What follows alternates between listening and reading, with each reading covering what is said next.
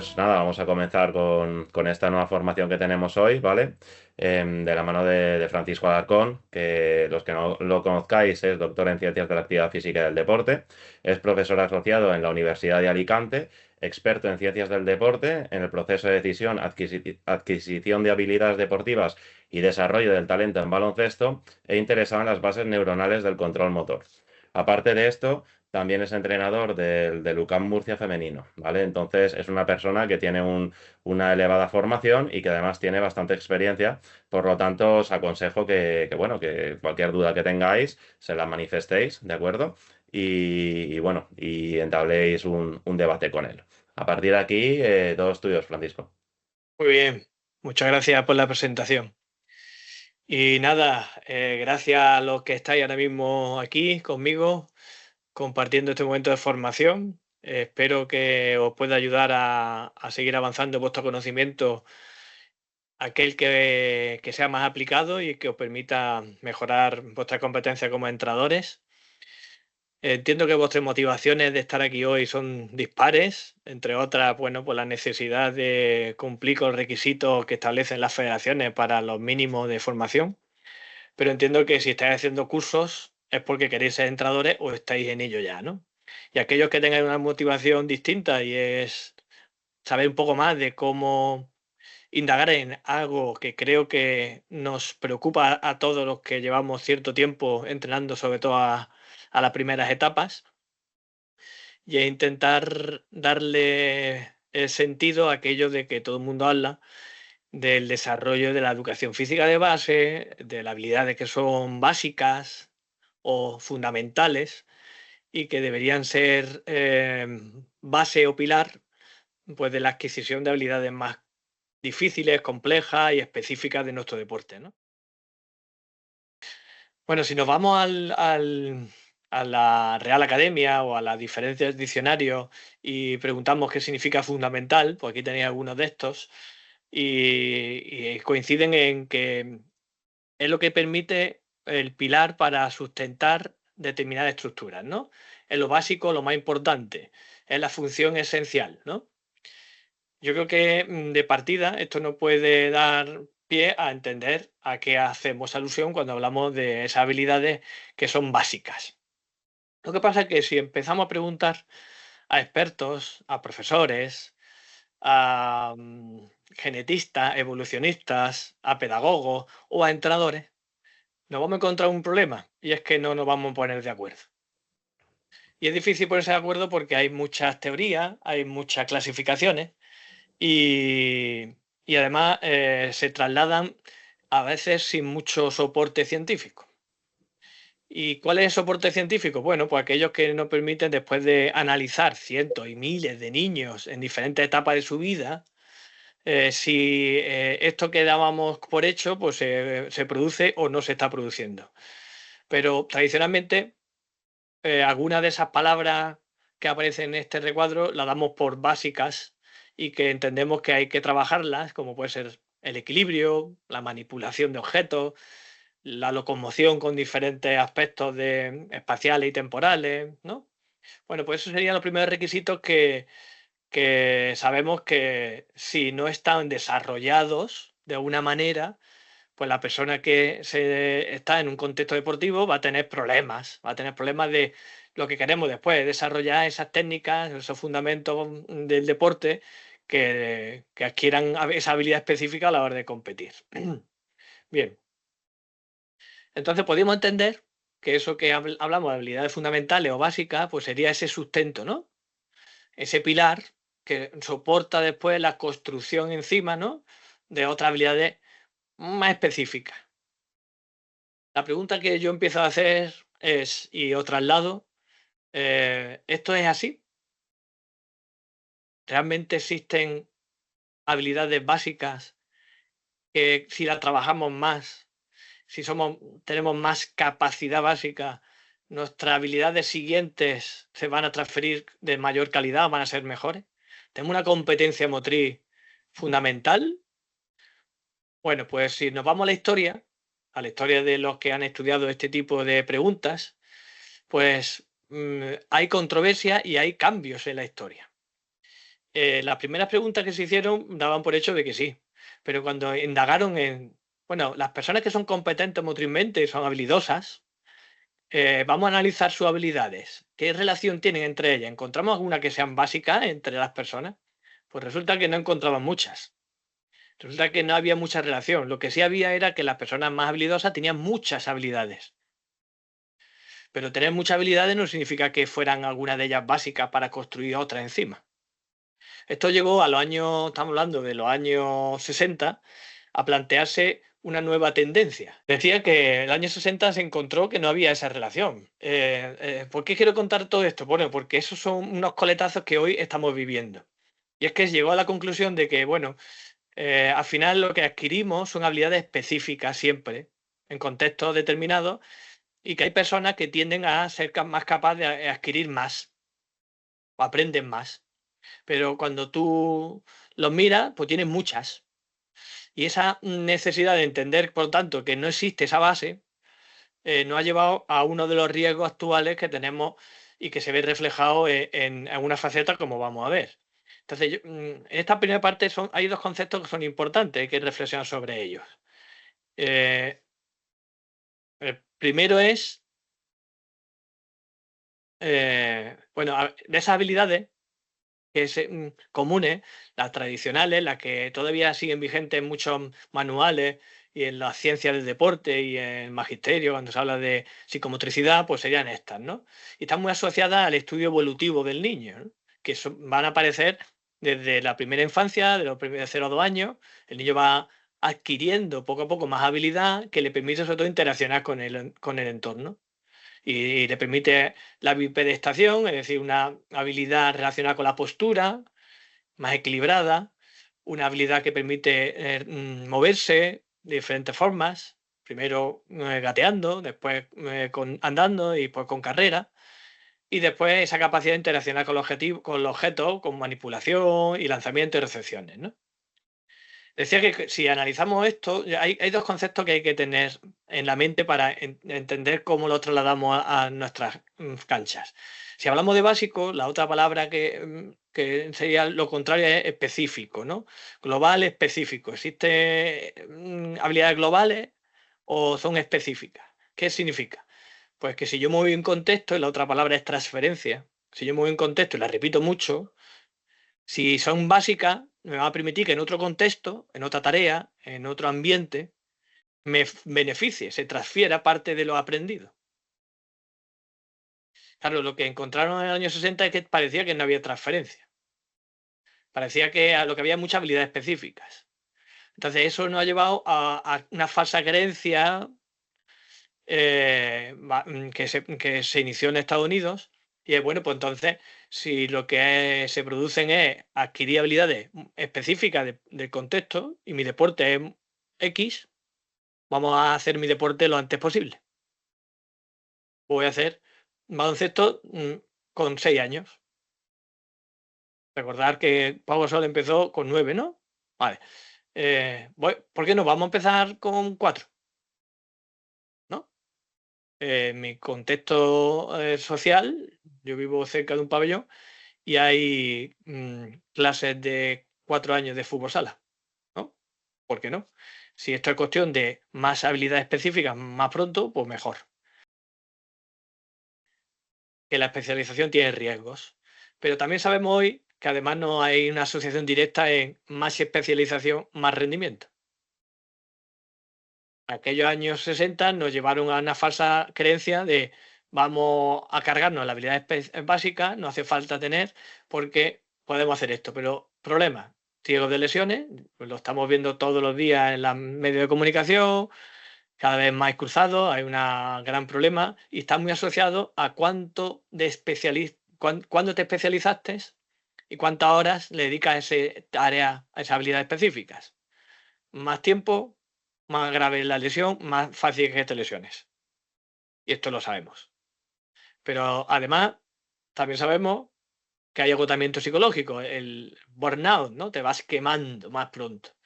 Y sabemos que hay problemas de ansiedad, de depresión y que está vigente en cualquier disciplina deportiva. Y eso va de la mano del abandono. esa mezcla de lesiones y de quemazón termina que en los 15 años el 80% de americanos dejan de hacer deporte. En España algo parecido, por ejemplo, en mujeres, a los 15 y 16 años el 90% deja de hacer baloncesto, por ejemplo, ¿no?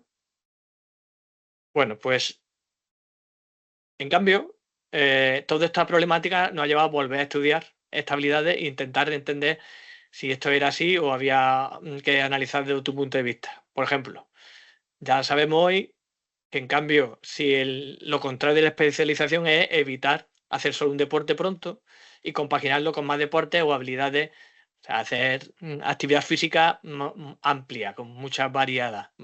Pues sabemos, por ejemplo, que en baloncesto hoy sabemos que aquellos jugadores profesionales que en su primera etapa no se dedicaron solo a baloncesto y hicieron multideporte, saltan más, que podrían entender que es una habilidad básica, ¿no?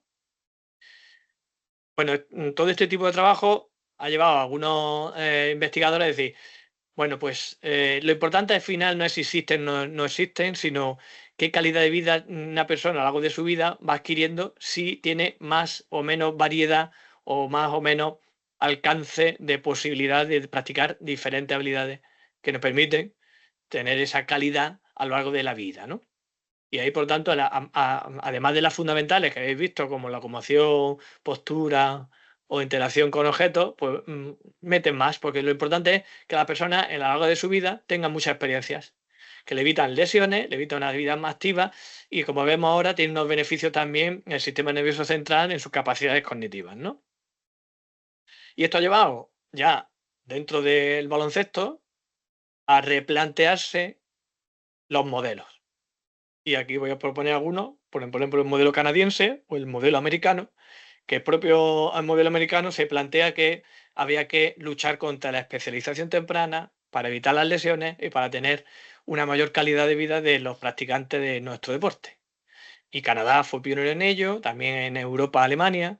Nosotros no tenemos este modelo, digo nuestra federación, pero entiendo que llegará, porque sabemos que hay que luchar con los riesgos y con los problemas que genera. Y hay que volver a producir posibilidades de que los niños no jueguen a fútbol sala o baloncesto con 4 años. Si nos vamos a la Federación Americana de Estados Unidos, en su modelo de desarrollo, pues en la primera etapa, que llevan de 0 a 6 años, ellos dicen que lo importante es casi no hacer baloncesto y practicar habilidades motoras fundamentales en todos los medios, nadando, en el agua, en el suelo haciendo dribbling, hacer gimnasia y en el hielo. Esa es su propuesta, hasta los 6 años. Pero de 6 a 9 se plantea que el objetivo fundamental es aprendizaje de habilidades fundamentales. Claro, eso choca mucho con la realidad de nuestro contexto deportivo en baloncesto en este país. Porque si nos vamos a cualquier escuela deportiva de 9 años, 8, que es Benjamines, ¿no? Alevines ya. ¿Creéis que se está produciendo este objetivo? Si le estamos dando el enfoque del desarrollo, sobre todo de esas habilidades fundamentales, pues seguramente no coincide, ¿no? ¿Qué hacemos? Pues vamos a plantearnos qué son ese desarrollo de esas habilidades y cuál es el núcleo, el centro. ¿Por qué no se encontraba en el año 60 ese problema? Esa relación entre habilidades de las personas habilidosas, porque no tenían una visión eh, mm, holística, ¿no? No se tiene en cuenta aquellas variables mediadoras, es decir, ¿qué media? ¿Qué hace que una persona sí, otras no, otras tengan más, otras menos? Pues son estas tres, ¿no? Que veis ahí. Pues tu genética, que eso parece que estaba claro, pero el ambiente facilitadora, el ambiente que generamos alrededor del niño desde que nace, tiene una influencia directa en cómo va adquiriendo esas habilidades. Y nosotros como entrenadores, sobre todo si empezamos pronto con ellos, tenemos también un impacto muy grande en cómo se va a desarrollar esas habilidades. Es decir, eso que llamamos, aquí aparece como habilidad motora general o competencia motriz, es fundamental y depende de estos tres factores, los propios de tu genética, los propios del ambiente que has vivido o estás viviendo y los propios de la tarea, ¿no? Y nosotros tenemos que intentar saber cuáles son estos, ¿no? Y sabemos, a partir de algunos estudios que analizan este centro, este núcleo, es que se basa casi todo en la coordinación, en lo que llamamos agilidad, ¿no? Coordinación, agilidad, que conjuga, pues aparte de la postura, del equilibrio, de la manipulación, y que nuestras tareas y nuestros propósitos, cuando estamos cerca de estas edades, que son las primeras, deben estar sobre todo sustentadas en que esta coordinación sea amplia, basada en multitud de experiencias y, si podemos, en multitud de deportes. Claro, nos viene a nosotros, ¿y qué hacemos? ¿Tenemos formación suficiente para darle estas posibilidades? Pues difícil, ¿no? Nosotros estamos con nuestro título de entrenador y nuestra formación es básica y a lo mejor nos falta. Bueno, pues vamos a intentar desarrollar esa formación aquí, ¿no? Decía antes que los beneficios de esa amplitud y de ese desarrollo integral basado en multideporte, que fuera de España es bastante común. Noruega, por ejemplo, también apostó por ello, y la clave es que es el país del mundo con más medalla olímpica per cápita. Lo que sabemos es que esa transferencia, lo que la transfiere de una tarea a otra, parece que lo que sí permite que haya transferencia no es tanto si se repite los componentes que nosotros vemos con el ojo, es decir, la cinemática de movimiento o lo que pasa en el movimiento, es decir, lo que podríamos llamar de patrón de movimiento, ¿no? El equilibrio. Pues el equilibrio sabemos que no se transfiere si los procesos cognitivos que están presentes en la tarea no son los mismos. Si yo cojo una barra de equilibrio de esta típica de gimnasia y hago equilibrio, mejoro mucho mi equilibrio. Después me voy a baloncesto, donde tengo que moverme en contexto de equilibrio. Podríamos pensar de que hay transferencia, pero no la hay. ¿Cuándo se va a producir transferencia? Cuando los procesos cognitivos sean similares. Es decir, cuando la información que tengo que percibir, con las decisiones que tengo que tomar y cómo lo interactúo con el entorno, cuando son parecidos, entonces existe transferencia y existe, por lo tanto, beneficio. Es decir, que esa base se traslada. Entonces nos quedamos que esas habilidades que son fundamentales y que permiten una competencia motriz y que hay que trabajarla para, primero, prevenir lesiones, segundo, el abandono, y tercero, desarrollar mejores habilidades de tu deporte, el núcleo son las habilidades cognitivas. Es decir, el sistema nervioso que integra todo este sistema motor con el sistema perceptivo, con el sistema decisional, y lo integra en un contexto de eficiencia. Entonces, tendremos que entrenar de tal manera de que esas similitudes cognitivas que se producen en el deporte de interacción se esté produciendo de primer momento que el niño entra por la puerta de mi entrenamiento. Del primer momento de su vida hasta el último.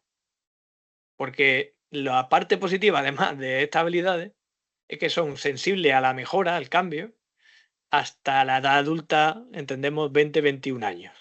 Es decir, que siempre tenemos la posibilidad de que el ambiente beneficie, nuestro trabajo beneficia a esas habilidades, ¿verdad?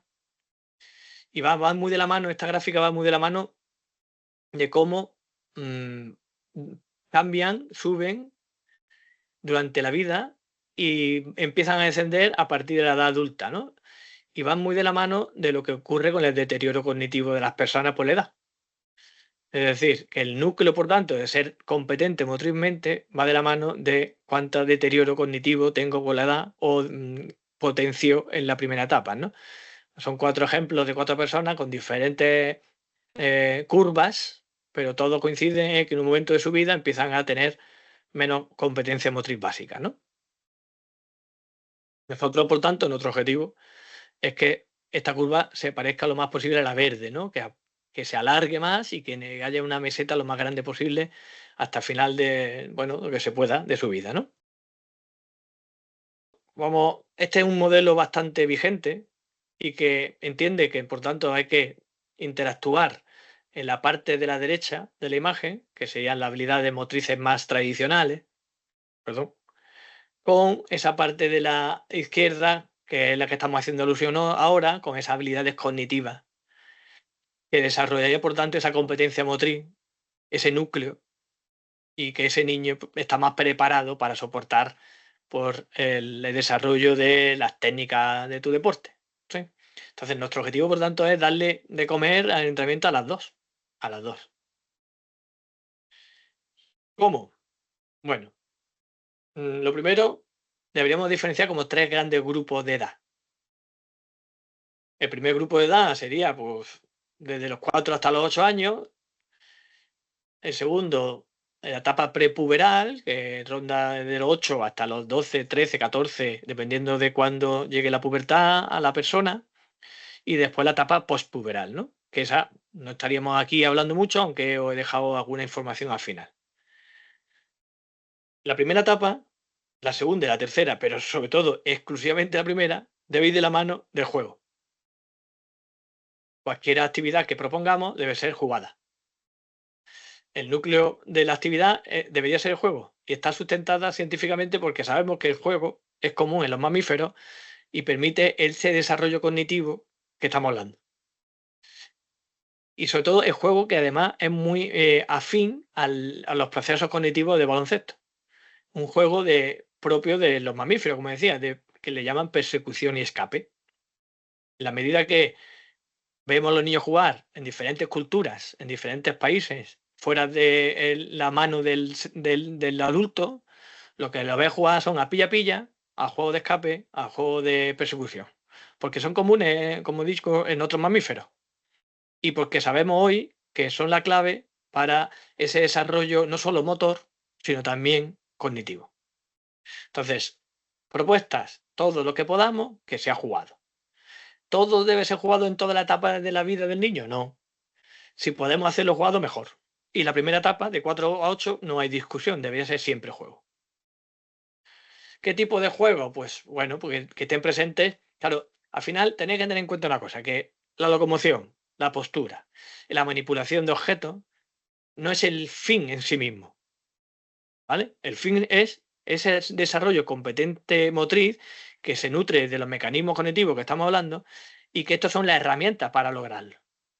Y que la variabilidad de los patrones que le vamos a poder, que pueda experimentar con toda la manipulación posible, desde la marcha, el gateo, el rectal, el desplazamiento a diferentes planos, con diferentes ángulos. O sea, todo lo que sea amplitud, todo lo que sea variabilidad, le va a permitir que ese proceso cognitivo sea de mayor calidad. No hay unos mejores y otros peores, pero debe estar presente toda esa variabilidad posible que nos permiten el juego motor básico, ¿vale?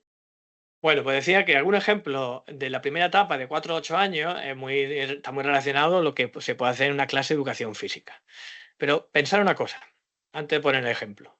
Y si escucháis charlas, coloquios, debates entre entrenadores, profesores, lo que sabemos es que hemos perdido cantidad de práctica de educación física o cantidad de práctica, como llaman los expertos, no deliberada o de juego abierto sin adultos. Para empezar, se han reducido la hora de práctica de educación física en el entorno escolar. Perdimos en su momento 1 hora a la semana, que no hemos recuperado, pero que eso no es lo peor. Lo que hemos perdido ya, no sé si para siempre, pero por ahora creo que no va a haber mucho cambio, es que el sedentarismo en los adolescentes y en los niños aumenta año tras año, y de la mano la obesidad infantil, ¿no? En concreto, España es el número 1 de Europa, en concreto la región de Levante, en concreto la región donde yo vivo, es la número 1 de España, con un 24% de obesidad infantil. Y es un reflejo de la falta de actividad física en su vida diaria. Y eso también lo vais a ver reflejado en vuestros jugadores.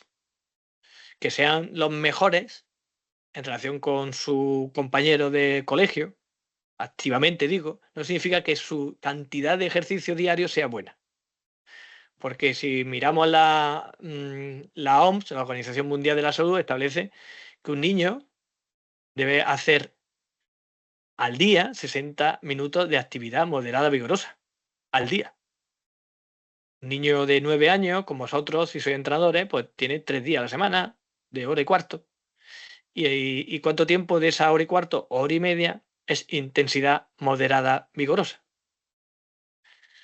Eso significa que su frecuencia cardíaca debe estar por encima de en un niño de 150, 160 pulsaciones por minuto. Eso no lo hacemos ni nosotros. Imaginaros cuando no está en nuestro contexto deportivo. No cumple con esos mínimos. Entonces tenemos un problema, tenemos un problema. Y que ese problema ya no es solo de salud. Si nos vamos al ámbito ya deportivo, es que es difícil que el niño sea competente motrizmente con tan poca práctica. Es muy difícil. Entonces, ¿qué nos proponemos? Pues tenemos que conseguir que lo que antes se pasaba horas y horas los chavales jugando en la calle a esos juegos de persecución, de pilla-pilla, de subir, de trepar, de escalar, de tirarse piedras, lo metamos en nuestras rutinas. Y que sea más importante eso, porque el fundamento técnico que he visto en un vídeo que me permite pensar que si repito mucho ese patrón, pues mi jugador será mejor tirando, botando, pasando. Mira, yo ayer mismo escuchaba un blog de baloncesto, de El Alma, el de Sol Basketball, y es curioso porque dos entrenadores, mucha experiencia catalán, hablaban de que para desarrollar la capacidad de pasar de un jugador, ellos, en categorías inferiores, de un club ACB, no le dan importancia al patrón de movimiento. Y lo importante es que se practique mucho, que se tome muchas decisiones, que sea creativo el jugador, que se equivoque mucho y que al final lo importante es que el balón llegue. Bueno, pues aquí hago parecido. Vamos a darle más importancia a que haya mucha variabilidad, muchas experiencias diversas, en este caso por algún ejemplo como lo que está viendo aquí. En este caso son en plan circuitos, no son juegos como tales, pero los circuitos son tan dinámicos, llenos de oportunidades, bueno, pues que funcionan igual de bien que un juego, ¿no?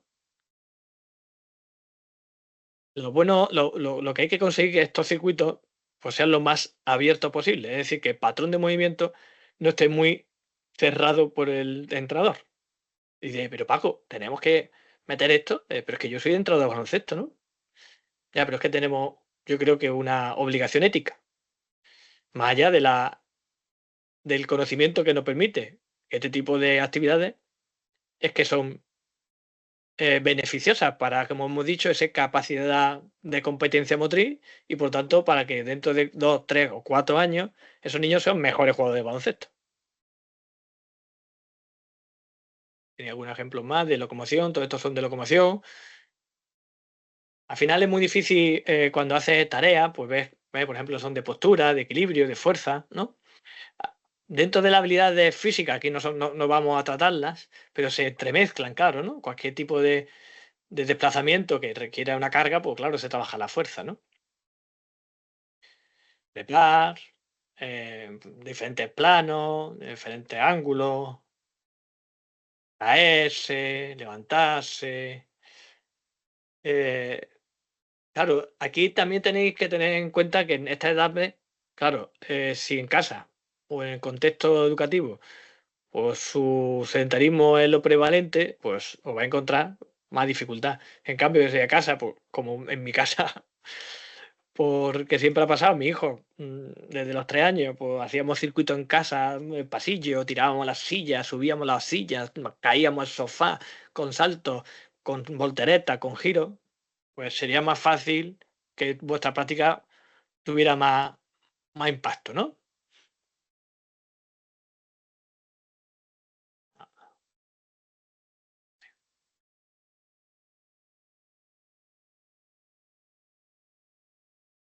Manipulación de objetos, pues esto ya es más parecido a nuestras necesidades específicas de patrones de movimiento, no procesos cognitivos. Recordar que si no se producen parecidos, no. Y aquí se puede meter mucho más juegos, es mucho más fácil meter juegos de todo tipo, de cooperación, juegos también de equipos, ¿no? Aquí hay una tendencia a pensar que es más importante, ¿no?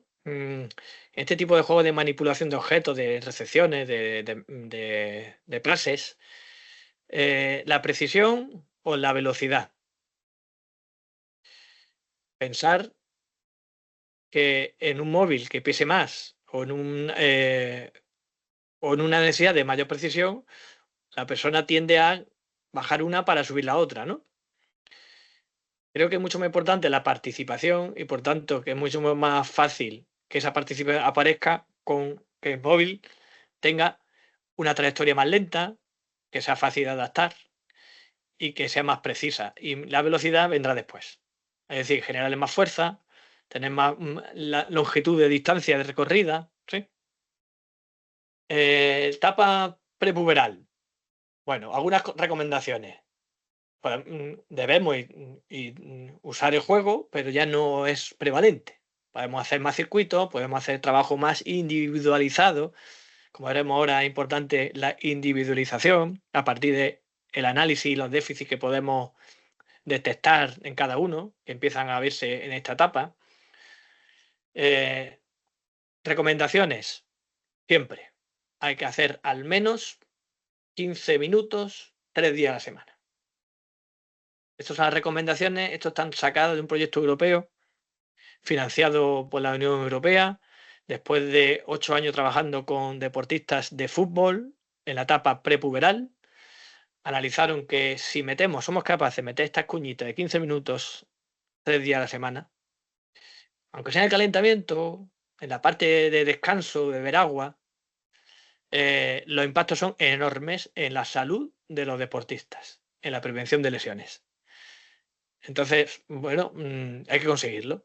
Hay que lograr tener estas pautas. Y hay que hacerlo todo el año. No solo en la preparación física típica de pretemporada, no solo cuando está lejos la competición, y no dejarnos llevar como la competición fuera lo más importante. Y como decía, estas edades ya no da para intentar individualizar el tipo de carga y el tipo de ejercicios. Y esa parte del triángulo que hemos visto antes, de la carga genética de cada uno, es importante analizarla. Cuáles son sus patrones estructurales, cuáles son sus deficiencias de estructura, cuál es su rango de movimiento típico. Hay niños muy acortados que son estructuralmente así, otros que tienen mucha flexibilidad de la parte posterior, otros que tienen rotación de cadera. Claro, necesitaríamos apoyo, ¿no? Pero hace falta intentar hacer una buena evaluación para, a partir de ahí, esa supervisión nos permita hacer un trabajo seguro, ¿no? Y eficaz. Y aquí hablan de la forma de acercarnos a estas necesidades fundamentales, hablan de entrenamiento neuromuscular, que incluiría trabajo físico. Como digo, nosotros no lo vamos a meter ahí. Pero sí incluiría, pues, trabajo, por ejemplo, de estabilidad, ¿no? Pues ejercicios de estabilidad. Yo, por ejemplo, cuando entraba de infantiles o cadetes, pues 2 días a la semana yo tengo mi circuito montado, ¿verdad? Y en estaciones, pues van pasando por pareja o trío y hacen un trabajo de estabilidad, un trabajo de postura, un trabajo de equilibrio dinámico, un trabajo de coordinación segmentaria, ¿sí? La estabilidad podemos ir creciendo de la estática a la dinámica a una mayor perturbación. Perturbación es aquello que impide el cumplimiento de, en este caso, el equilibrio, ¿no? Claro, en contextos de materiales desequilibrantes, o usando monopodales, o abriendo, cerrando las manos, o empujando, como veremos en algunos casos. No sé si ve bien este vídeo, que no se lo he pasado al compañero, pero haciendo trabajo de este tipo, ¿no? Este trabajo es muy directamente involucrado en el trabajo de la estabilización de la cadera y de la rodilla, y los trabajos tanto propioceptivo como muscular. Por ejemplo, que trabaja mucho glúteo medio, que es clave para la estabilización de apoyo monopodal, que sabéis que es donde se producen casi siempre los cruzados, ¿verdad? En apoyo monopodal, con perturbaciones, ¿no? Más contenidos de este programa, pues trabajo por pareja de choque y caída con una pierna, mantener equilibrio después de juego de empujes, ¿no? A diferentes planos, diferentes caídas, con diferentes ángulos.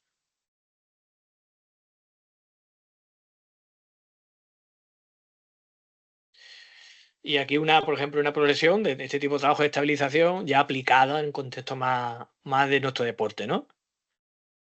Estética, dinámica, igual que antes, y con perturbaciones externas, ¿no? Como pequeños empujes, desplazamientos que absorban el contacto, y que en la caída vayan aprendiendo a ese uso de ese equilibrio dinámico tan necesario en nuestro deporte, ¿no?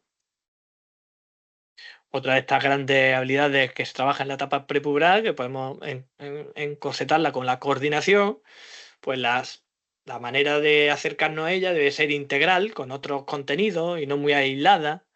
Ahora veremos que se usa mucho la doble tarea, que veremos el impacto que tiene en las habilidades cognitivas. Se usan muchos circuitos con carga mental, ahora veremos, y son propicios para poder usar en la primera parte del entrenamiento, en el calentamiento, ¿no? Por ejemplo, típico desarrollo de escaleras, ¿no? Que todos los clubes pues tenemos una escalera o unos aros que sirven de escalera y nos permite esta parte coordinativa. Es importante insistir en que si yo repito mucho este tipo de trabajo y veo que el niño, la niña o joven mejora mucho, no significa que tenga mayor coordinación y que eso permita una base de una mayor habilidad después de pie en el juego. No, no, no es ese el fin, ¿vale? Pero sí es importante que se haga. Y lo que es importante es que se haga con mucha variedad y sobre todo con un enfoque de si veo que sale muy bien, ya tengo que dejar de hacerlo. Porque el objetivo es cognitivo, el objetivo adaptativo, que su sistema adaptativo, el sistema nervioso central, le permita ajustar su patrón de coordinación de movimiento a lo nuevo. Y en la medida que deja de ser nuevo, porque es repetitivo, y todos los días, todos los lunes hago la misma secuencia de escaleras, lo que hay un automatismo. Y ese automatismo no avanza en el desarrollo cognitivo, que son las bases que hemos dicho del patrón de la competencia motriz. Así que variedad y ajuste. Ajuste de la complejidad, de los estímulos, del balón, de las reglas, de cuál es la secuencia. ¿Sí? Constante, constante, constante, constante. ¿Vale? Y como veremos ahora, aquí, por ejemplo, son casos que se ven en todo ello que podemos dominar como doble tarea. Porque hay dos tareas, si veis, la secuencia de la escalera que deben hacer y el dominio de balón. A veces con pase, como abajo a la izquierda, a veces con bote, o también abajo a la derecha, con dos balones, manipulando el balón. Todo esto obliga al jugador, a la jugadora, a tener que atender a ambas tareas, porque son dos distintas. Pues ese se denomina doble tarea y es fundamental. Si algo debemos tener claro cuando salgamos de este seminario es que ¿cómo hago trabajo coordinativo? Con doble tarea. También incluimos en el trabajo coordinativo, trabajo de saltos con diferentes secuencias, diferente apoyo, saltos laterales, salto adelante, atrás, con cruces, con tijeras, ¿sí? De nuevo se mezclan las capacidades, ¿no? Hay capacidades físicas, evidentemente, de fuerza explosiva, de salto, pero estamos hablando de cómo esto impacta en esa competencia motriz básica, fundamental para el desarrollo específico del deportista, ¿vale? Más ejemplos de contenido. Podemos meter juegos de carreras, ¿verdad? Con diferentes desplazamientos, cayendo, levantándome, con empujes, manteniendo posturas, con balones de estos, hemos dicho antes, de fitness, usando el trabajo de estabilización, ¿no? Que es un trabajo de equilibrio estático asociado al core, al desarrollo del centro de gravedad, de masas, que permite una mayor estabilización de los ejercicios específicos que podemos entrar dentro de la fuerza, ¿vale? Más ejemplos aquí con vídeos de este tipo de trabajo, ¿vale? Etapa prepubertad, aquí son juegos, aquí metemos con juegos donde el objetivo es lograr que el contrario entre en uno de los círculos que tenemos distribuido en ese espacio y se gana y se pierde y se compite, ¿vale? Esto sería una parte más lúdica que consigue el mismo objetivo, pero a través del juego, ¿vale? Al juego, este en el caso más de circuito, no tanto de juego, ¿verdad? De conseguir lo que establece de con trabajo de equilibrio dinámico y postura, ¿verdad? Dependiendo, tocar, dependiendo con dos apoyos o un apoyo, con el apoyo en el aire o en apoyo en el cono, tocar con lo que te pida. Aquí trabajo de caer en este caso es colaborativo, pero termina siendo competitivo porque también luchas contra tu rival.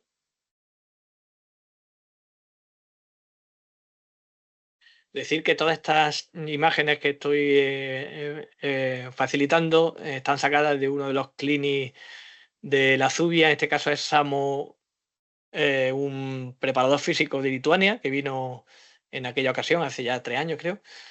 Aquí también circuitos, ¿vale? Samo Malesa, que trabaja para la Federación de Judo, pero también para la Federación de Baloncesto. Intenta trasladar toda esa adquisición de habilidades básicas que en el judo se trabaja mucho, con el suelo, con las caídas, ¿verdad? A mí, personalmente, yo metería este tipo de circuito con más parte lúdica de competitividad, de desafío, de retos, no solo de normas, ¿no? Pero es importante en nuestro deporte saber caer y sobre todo tener variabilidad de caídas, ¿no?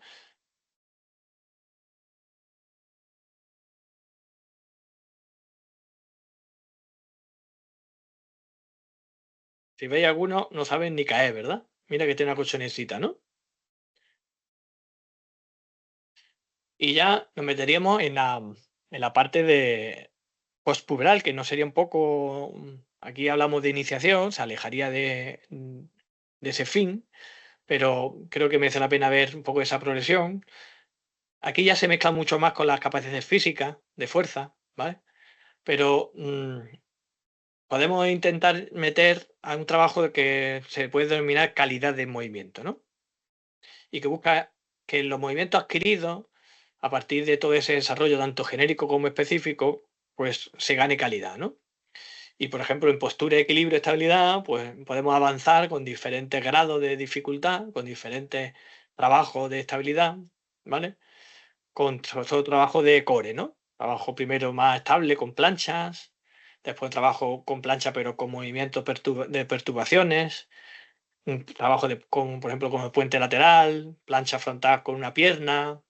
Sobre todo ese trabajo de complejidad está asociado a la incertidumbre que le meto a la tarea y que en contexto de preparación física le llaman, como he dicho, perturbaciones, ¿no? Es decir, al final, si solo trabajáramos en contextos por ejemplo, de planchas o de fuerza del core, contextos muy en plano verticales o en plano estables, pues la transferencia es pequeña, como digo. Porque cuando alguien en un partido tiene que aguantar el choque dinámico tras haber caído, se parece muy poco a los procesos cognitivos que se están produciendo. Por lo tanto, es importante avanzar a esa similitud cognitiva, a esos contextos de incertidumbre propios de nuestro deporte. Un ejemplo de este tipo de trabajo, son vídeos, a ver si son vídeos. ¿Veis? En la medida que aumenta la complejidad, aumenta esa perturbación, ¿no? Con dos pelotas mucho más difícil con una o cuando el suelo es estable, ¿no? Aquí la perturbación es doble, ¿no? Por el suelo y por la pelota con la que me empujo, ¿no? Además, con un contexto lúdico, ¿no?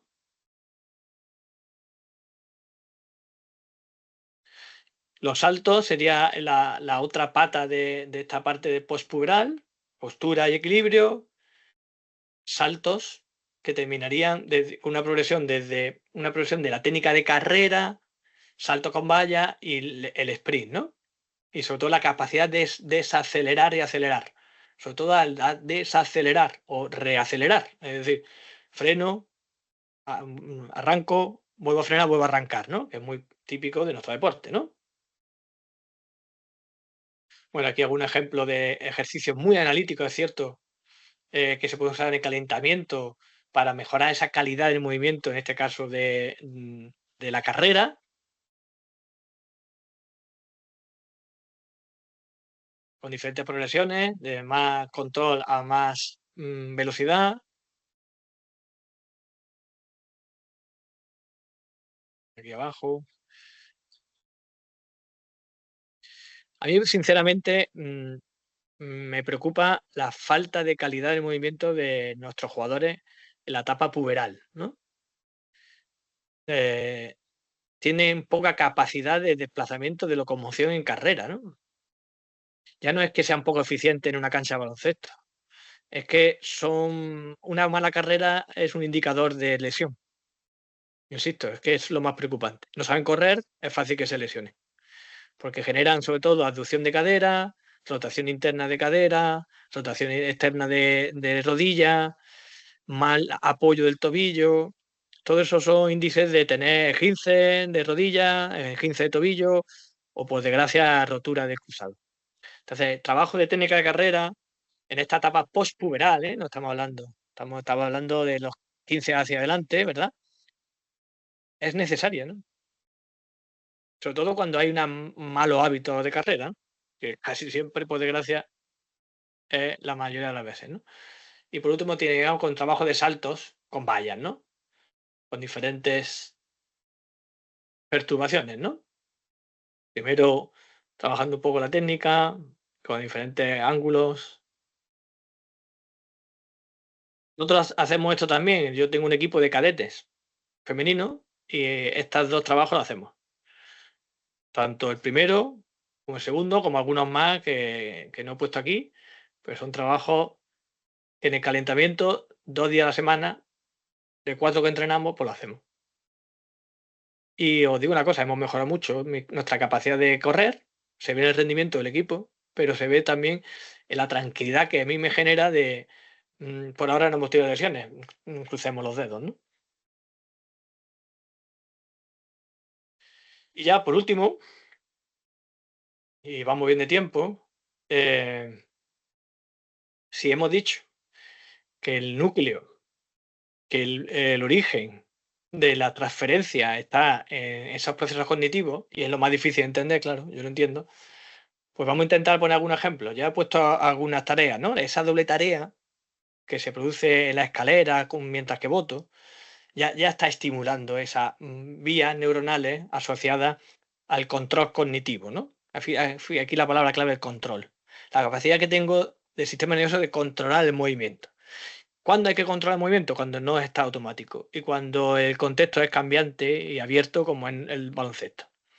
Entonces, si yo tengo la capacidad de estar cambiando el foco entre el bote y la escalera y me cambian la regla y me la ponen más difícil y me la ponen más hacer más rápido, me estoy adaptando a un contexto de complejidad cognitiva alta. Entonces las tareas deberían tener pues estas características que aparecen aquí, ¿no? Distracción, si me tengo que distraer de algo que de la tarea principal, esa percepción visual compleja, ese estrés o carga mental que estamos hablando es porque la complejidad cognitiva aumenta con las reglas, ¿sí? Y esto es una forma de acercarse a ello. Hay, como veis aquí, dos patas, dos caídas, ¿no? Podemos acercarnos de un poco más analítico, que sea a la izquierda, y es que la tarea que hago más cíclica, sin carga mental, añadirle, ¿no? Le añado tarea mental. Esos son los juegos que se ve mucho en el calentamiento de fútbol, ¿no? Que hacen juegos de carrera de relevo y terminan jugando a 3 en raya, ¿no? ¿Verdad? No sé si lo has visto alguna vez. Pues sería esto de la izquierda. Yo corro y después pues tengo que resolver un problema de un 3 en raya mientras que hago una plancha. Eso es bastante habitual verlo. Vale, esto funciona y es bueno, pero no tan bueno como lo de la derecha. ¿Vale? ¿Qué es lo de la derecha? Pues ahí otra vez se divide en dos. Se llama que la tarea incorpore esa carga cognitiva o que la tarea añada esa carga cognitiva. La de la derecha sería mientras que voy pedaleando, voy haciendo el cálculo, ¿no? La otra, la que he dicho antes, es sumatoria, esta no, esta es añadida, ¿no? Se parece mucho a la que he dicho antes, pero a la vez. Pues ese a la vez tiene más impacto. Y lo más importante, la incorporada, que es que la tarea, para solucionarla, para ejecutarla, requiera esa carga mental. Ahí pone el ejemplo del baile. Entonces es fácil de entender, jugar baloncesto ya es suficiente, ¿no? Sí, ¿verdad? Pero un baloncesto donde hay que tomar decisiones, hay que percibir cosas que no te esperas, hay que estar pendiente de algo inesperado, de un compañero que te pide a última hora el pase, de una toma de decisiones compleja basada en un montón de información. ¿Sí? Claro, el problema de eso es que si metemos al niño a contextos tan altos de exigencias, no solo cognitivas, sino también motoras, va a saturar. Entonces hay que ir paulatinamente, ¿vale? Paulatinamente. Así que insisto en el recurso de la doble tarea, que es mm, cosas que están descontextualizadas, como votar, pasar, y metiéndole pequeñas dosis de carga mental, de que piensen, de que jueguen, el uso del globo, ¿verdad? Mientras que voto, usar el globo. golpeo el globo o compito con el globo. Yo hago competiciones con el globo o con la pelota de tenis. Yo en mi mochila de entrenamiento tengo mis 12 pelotas de tenis. Porque 1 o 2 días a la semana uso la pelota de tenis. Mi hijo dice, ¿tú qué vas a baloncesto o al tenis, hijo? No, yo voy a practicar deporte. ¿Y qué hago con la pelota de tenis? Pues no solo se las pasan, sino que compiten y hacen partidos de tenis mientras que votan, ¿verdad? Eso sería incorporar esa carga de tarea, ¿verdad? Este es un ejemplo que es una secuencia. En la secuencia, no, esto es repetitivo, pero si lo veis aquí, el niño no sabe qué número tiene que caer, porque yo lo dividí en este caso es del 1 al 3, que son los 3 primeros números que aparecen, del 4 al 6, del 7 al 10. En esa secuencia él no sabe, hay incertidumbre. Lo que sí sabe es que primero es con izquierda, después con los 2 pies a la vez y después con derecha. Pero eso también lo puedo manipular y aumentar la complejidad. Y además lo tiene que hacer votando. Y además lo podría hacer votando con cambio de mano, o con la izquierda, o con pases. ¿Sí? No lo está escuchando, pero es indicaciones, ¿vale? Esto ya es lo de antes, perdonad. A este tipo de trabajo se llaman muévete mientras que piensas, ¿no? ¿Qué cosas podemos incluir aquí? Pues, por ejemplo, juegos ya más globales, no en contextos de circuitos o más analíticos, sino jugar. Como os he dicho, jugar a baloncesto. Pero con una carga inherente, distinta, mental. Por ejemplo, ¿por qué no jugar al baloncesto donde no se bota, pero te puedes desplazar con el balón en las manos? Como el rugby, ¿no? Porque cambia la norma. La norma es que está habituado el niño que tiene 15 años y que de repente le obligo a jugar un juego que no está acostumbrado a jugar. Esa necesidad de tienden a no moverse. ¿Qué hacen? Que son inflexibles. ¿Qué hacemos cuando hacemos muchas prácticas de ese tipo? Que se vuelven más flexibles. Y esa es una de las habilidades cognitivas que tienen que desarrollar. Por ejemplo, prohibición de conductas muy automatizadas, ¿no? Por ejemplo, la de votar. Por ejemplo, la de mm, pasar y moverme a donde está el balón, porque no paso y me voy al contrario porque hay otro balón que me está esperando con una doble tarea, ¿no? Incluir estímulos inesperados. Esto lo decían ayer también en el blog, en la charla de los entrenadores. Porque entrenamos el pase obligando a que el receptor decida cuándo de forma inesperada mientras que el pasador está haciendo otra acción que no tiene nada que ver con el receptor, mientras que evita que le quiten el balón 2 defensores. ¿Por qué no metemos ese estímulo inesperado? O, por ejemplo, el entrenador cuando se está jugando 1 contra 1 todo campo y levanta la mano derecha con su cono azul. Y si ve el cono azul, el pase debe ser con bote. Y si ve el cono blanco, aunque le esté levantando la mano, no se la tiene que pasar. Y si ve el cono amarillo, el pase debe ser de otra manera, ¿no? O sea, ese estímulo inesperado obliga al jugador a tener que estar pendiente de algo fuera ya de lo habitual que se está produciendo en ese juego complejo de toma de decisiones, ¿no? También podemos usar normas que obliguen a actualizar la información. Cambio de foco atencional. No tengo ningún ejemplo aquí de vídeo porque no lo he encontrado, pero por ejemplo, no sé si habéis jugado una vez un 3 contra 2 con 2 balones, o un 4 contra 3, superioridad numérica, o un 5 contra 3, en la que el balón, cuando pasas, está prohibido lo que aquí se llama chicle, ¿no? O que te la devuelva el mismo que te ha pasado, ¿verdad? Y claro, si un 3 contra 2 pensáis, hay 2 balones, hay solo un jugador que puede recibir, ¿no? Y después de pasar, solo ahí te queda una, y es recibir el balón que no has pasado al otro. Este cambio de foco atencional te obliga a redirigir tu atención a otro sitio donde no estabas habituado, ¿no? Y 2 balones, jugar con pases con 2, 3 balones, animo que uséis este tipo de estrategia, ¿vale? Aquí algunas imágenes también de un clínico en Valencia en la que se usa la pelota de tenis, ¿vale? Mientras que esto está hablando de etapa prepuberal, ¿vale? Está hablando entre los 8 y los 12 años, pero se usa también, ¿vale? Si veis aquí al fondo no se está jugando eso, aquí se está jugando a balonmano, una portera, y no se está usando no es un pase, sino es... Se me ha pasado este siguiente vídeo, perdón.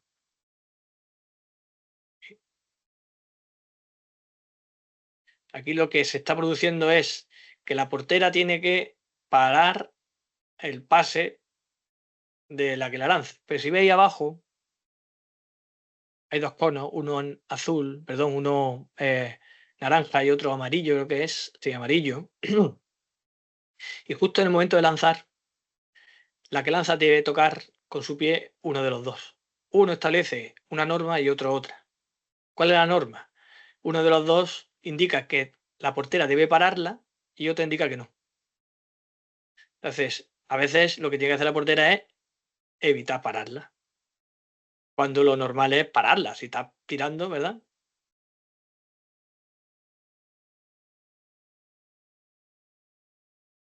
Ejemplos. Estos son también con juego de pases, un juego de reemplazo y cambio de desplazamiento, donde la compañera que está fuera, dependiendo del color del cono, establece si el pase a la derecha o a la izquierda. ¿Vale? Estos son ejemplos de utilización de carga cognitiva añadida a tareas, en este caso de pasar y reemplazar espacios, ¿no? Y esto se puede ir complicando muchísimo, ¿no? Como veremos en algún ejemplo más aquí.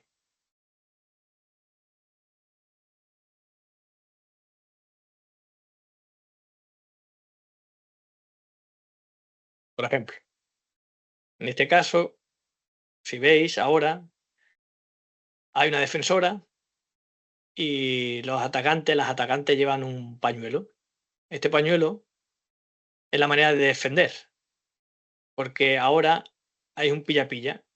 Y si veis, le quitamos el pañuelo, a ver si no me equivoco, la defensora, su objetivo es o interceptar el pase, o, fijaros, quitar el pañuelo de la jugadora que no tiene balón.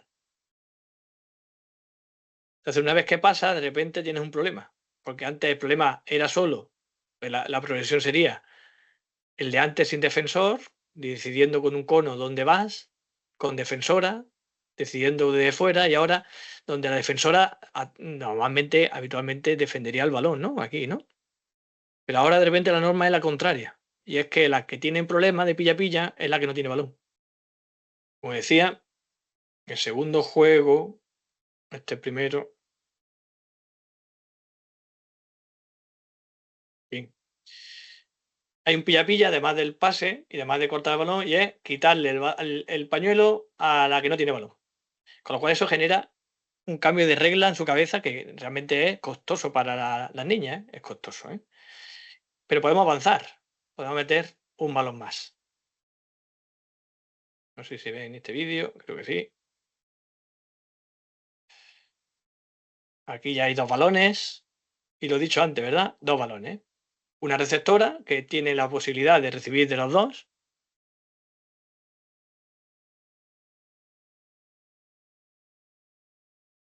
En realidad esta jugadora podía moverse a este cono o a este para recibir. Esa falta de uso de la incertidumbre, pues es falta de experiencia, ¿verdad? Porque se está viendo con dos. Y claro, ahora el problema es doble, ¿verdad? Porque no solo tengo que depender que no me quiten el pañuelo, en realidad es más fácil en el sentido que hay dos protegidas, ¿no? Solo puede quitársela uno, ¿no? Pero si la norma es recibo el otro balón después de pasar, pues aumenta la complejidad perceptiva, ¿verdad?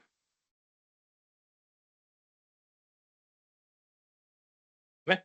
Fijaros en la conducta de esta niña de aquí, la habitual. Fijaros la que pasa aquí, esta jugadora de aquí, y ha ocurrido.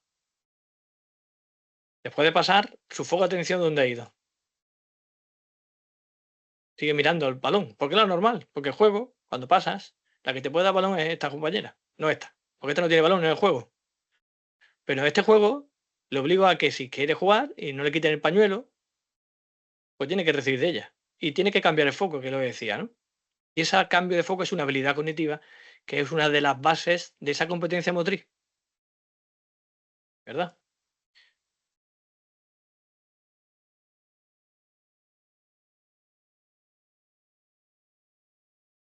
este nivel de complejidad, de tareas perceptivas, de tareas decisionales cambiantes y llenas de incertidumbre, pues debían ser parte fundamental de ese tiempo dedicado al desarrollo de habilidades fundamentales. Hola, ¿qué tal? Buenas tardes. No, muy interesante, la verdad es que me ha parecido al igual que todas las charlas que estáis haciendo, me ha parecido muy interesante, muy guay. Además, justo estoy recogiendo a mi hijo del entrenamiento de Benjamines y todo lo que ha explicado el ponente, o sea, es que, vamos, totalmente lo veo reflejado en esa falta, en esa carencia de habilidades básicas que lo ves y es evidente y vamos, o sea, no, me he sentido, digamos, muy identificado con lo que veo en los partidos y muy de acuerdo en esa ludificación de muchas actividades que creo que es necesaria antes de, digamos, de pasar a la especialización, sino trabajar cosas básicas, movimientos, actividades básicas, antes de, digamos, subir un poquito el nivel o concentrarnos más en el baloncesto. O sea, que es simplemente decir eso, que me ha sido de mucha utilidad. Pues te lo agradezco tus palabras y también me hace feliz pensar que te puedo ayudar. Creo que hay que ser conscientes de que tenemos un contexto muy distinto. Lo hace, no sé, yo llevo 27 años entrenando, ¿eh? Y los niños que yo llevaba en los primeros años no se parecen nada a los niños que yo cojo en la escuela, ¿no? El equipo femenino que yo llevo, que es UCAN, ¿eh? UCAN se supone que recoge bastante calidad de la región y de la ciudad, pues la deficiencia básica de esa competencia motriz es elevadísima. Entre otras cosas porque esas niñas que tienen 15, 16 años, su experiencia vital de ejercicio físico fuera de ese contexto deportivo, que además llevan 2 años algunas de ellas, es bajísimo. Y las horas que pasan sentadas al día es altísimo. Y esa es la realidad que nos toca lidiar. Y si no somos conscientes de esta realidad, difícilmente vamos a ayudarles o ayudarlas, ¿no? A ver, yo quería comentarte una cosa, ¿vale? Que es que me ha venido un poco a la cabeza por el tema de la educación física, de la reducción de horas y toda la historia, ¿vale?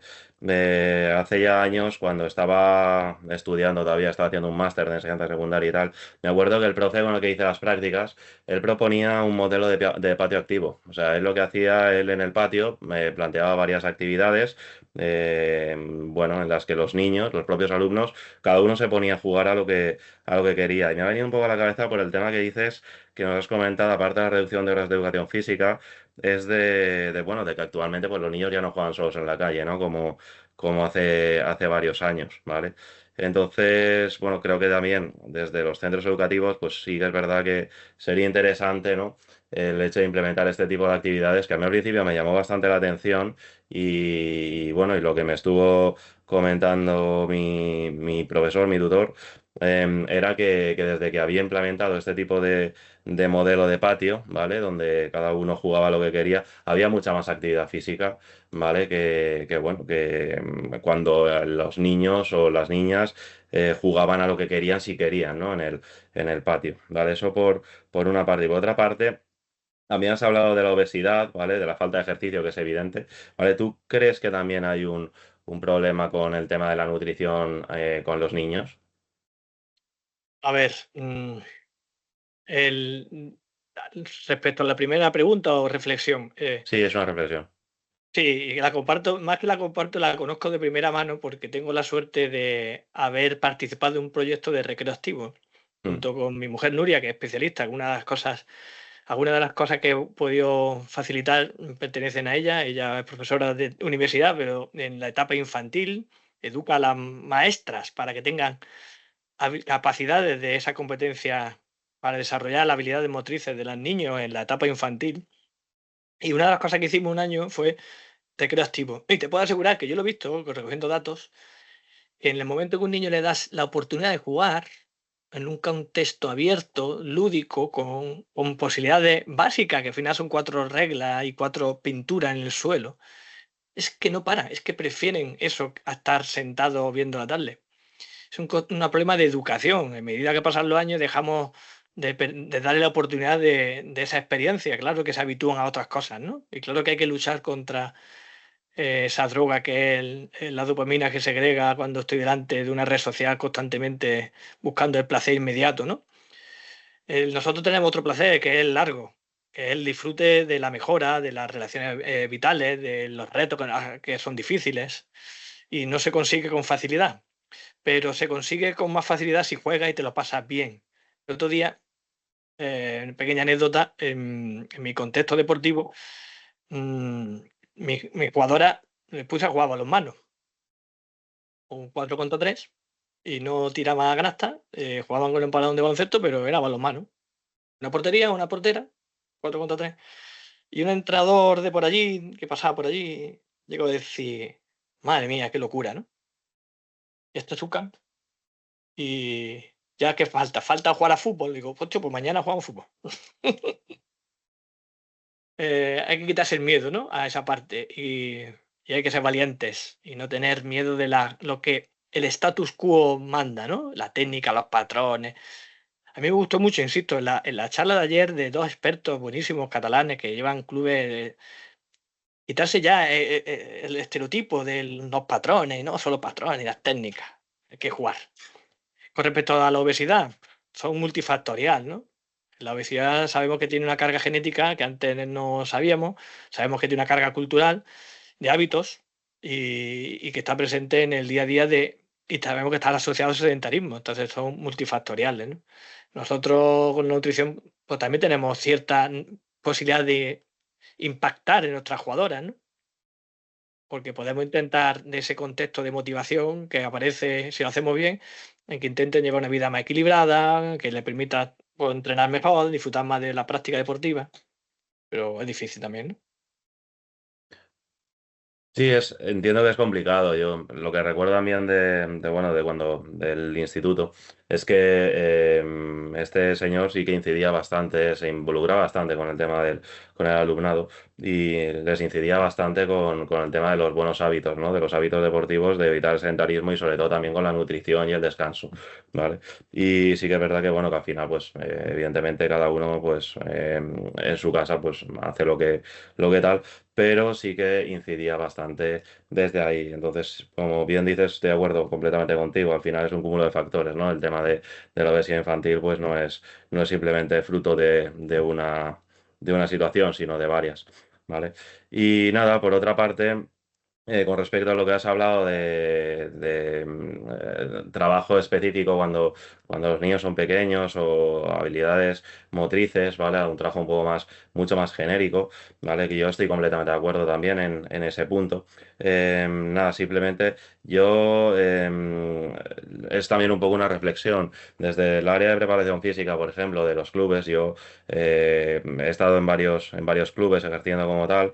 Y ha habido, pues bueno, he tenido compañeros que han trabajado en una línea y compañeros que han trabajado en otra. Entonces, lo del tema de la técnica de carrera, por ejemplo, me parece que es algo muy interesante porque al final llegan jugadores senior o jugadoras senior que no saben correr, literalmente, no saben diferenciar lo que es una zancada de resistencia de una zancada de velocidad y siempre van al mismo ritmo y aparte de que evita muchas lesiones, ¿no? El hecho de saber correr y que considero que al final también hay que educar físicamente a los niños y a las niñas, ¿vale? Antes de trabajar otro tipo de aspectos y sobre todo, pues como te digo, en el área de preparación física, pues yo he visto auténticas burradas, ¿no? De ver niños de edad Benjamín levantando un kettlebell, que me parece que es un poco excesivo, básicamente porque al final, pues el niño no tenía tanta fuerza como para ejercer ese movimiento, ¿no?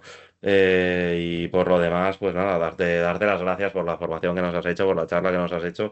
Me ha parecido a mí personalmente muy, muy interesante, muy, muy visual todo, la verdad, acompañada con vídeos, muy dinámica y bien, como te he dicho, pues como les he dicho a los asistentes, pues cuando puedas nos pasas el Power, ¿vale? La presentación con los vídeos y tal, que ya me los has mandado a mí y lo remitiremos a Federación y Federación que se lo mande a todos los asistentes, ¿vale? Por mi parte, nada, más allá de darte las gracias, ¿vale? Y animar a todos los que estáis aquí a que sigáis participando de este tipo de formaciones, ¿vale? Que mañana tenemos la segunda parte. Espero Ujú. que estéis todos también aquí presentes, ¿vale? Y podamos continuar debatiendo al respecto. Si Perfecto. quieres despedirte de ellos, quieres decir algo más, Pues adelante. nada, que animáis, que seáis valientes y que el cambio se está produciendo y que nosotros debemos ser el motor de ese cambio, sobre todo por un motivo, pensar en nuestros jugadores, en su calidad de vida, en su bienestar futuro y en la asociación al rendimiento, que también lo tiene. Así que ánimo y mañana nos vemos y seguimos avanzando con un tema bastante distinto. Nos vamos a la otra esfera, trabajo postpuberal de toma de decisiones, pero como veréis también tiene un núcleo muy parecido. Así que hasta mañana. Pues muchas gracias y mañana nos vemos todos otra vez. Un saludo a todos.